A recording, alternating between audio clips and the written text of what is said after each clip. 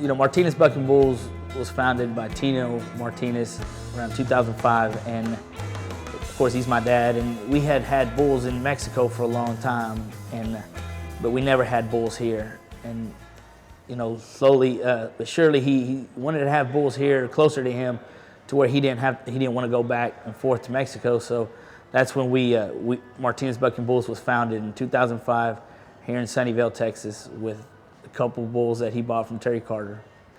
Basically, he's the one that started us off with 10 young bulls. Out of them 10 young bulls, 6 of them made it into the big leagues, as we call it. The reason my dad wanted to get into the bull business, he's always loved animals. Like I said, we've always had bulls in Mexico, and he really wanted to he thought it was just a little too far-fetched to have them here in the States.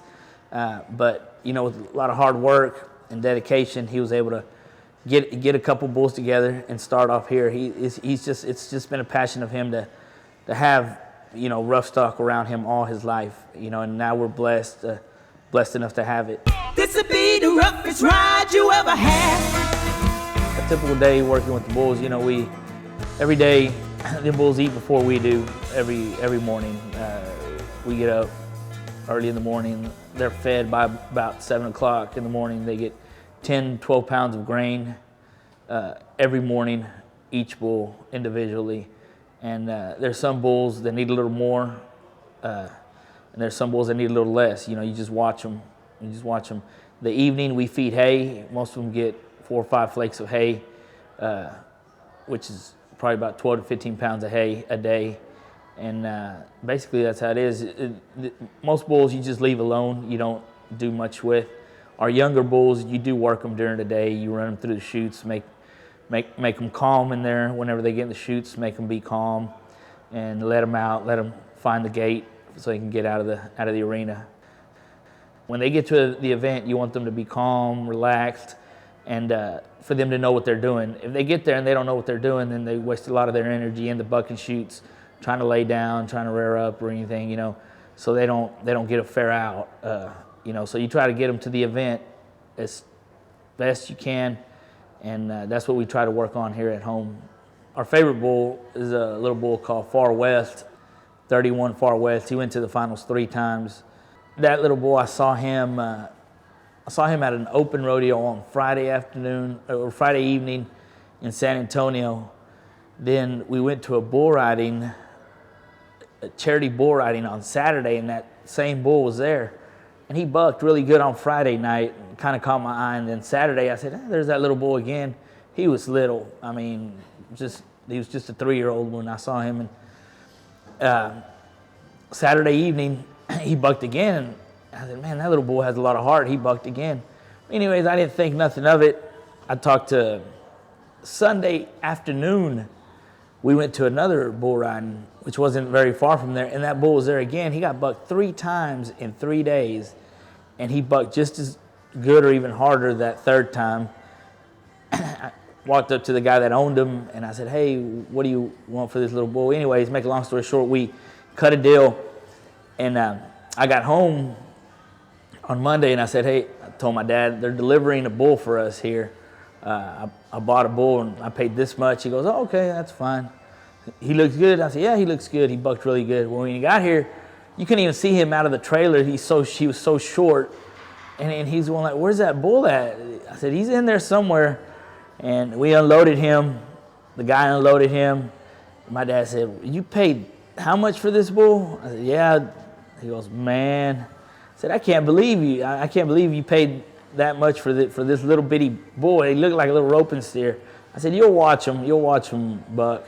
Anyways, we paid the guy left and everything. The bull turned out to be an awesome bull. He had 70 career outs at the Built Ford Tough level. He was only ridden not even 15% of the time. And he went to the finals 3 times. He went to the PBR finals in Las Vegas 3 times. And now he's one of our herd sires. We breed a lot to him. He's 11 years old now, and he's still out there with the cows. And we have a lot of his younger sons coming up. But it's pretty funny how my dad said, I cannot believe you paid this much for. We couldn't, like I said, we couldn't even see him inside the trailer. but it turned out to be great for us. He worked out really good. He was on tour 5 years in the PBR, and turned out to be a great, awesome bull. One of our favorites here at the ranch.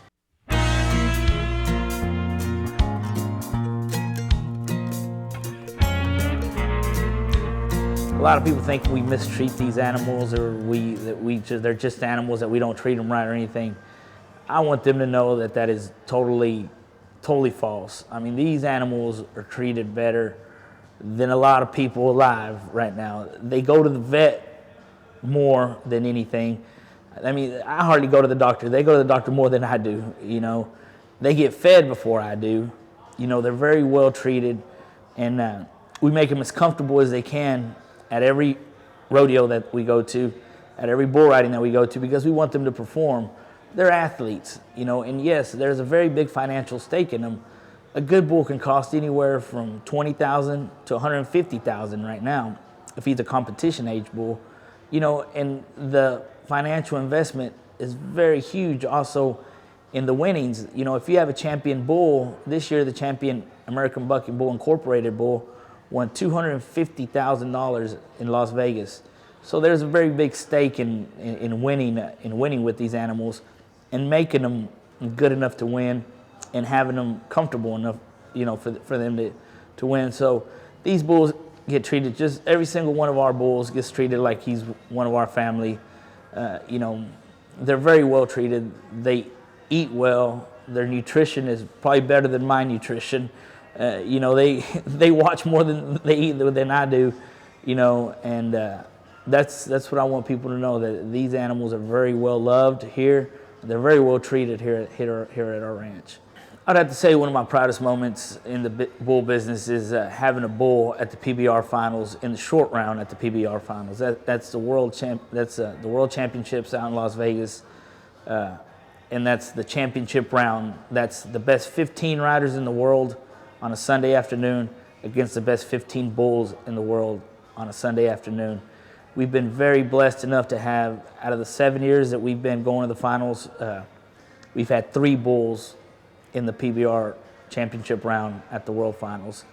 That first year, and one of the proudest moments I can say is the first year that we ever went to the finals, we had a bull make it into the championship round. That was very special, you know, and he threw off a world champion, Chris Shivers, off in about 3 seconds, and you know, that was real proud, because you know that we were the new guys in town.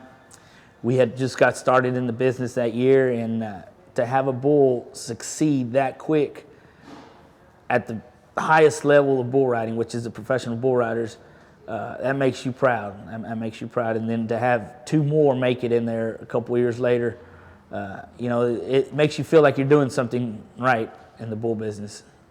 Well, our future plans here at the ranch for Martinez Bucking Bulls is, of course, keep raising bulls. We buy a lot of bulls, but we're also raising bulls.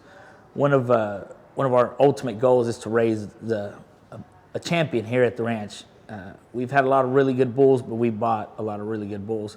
But when we want to raise one, we want one to have our brand, you know, to be a champion. You know, that takes a lot, and it takes a lot of hard work, a lot of good cows, a lot of genetics goes into it, but hopefully we'll put the right cow on the right bull one day, and we can produce a world champion here at Martinez Bucking Bulls.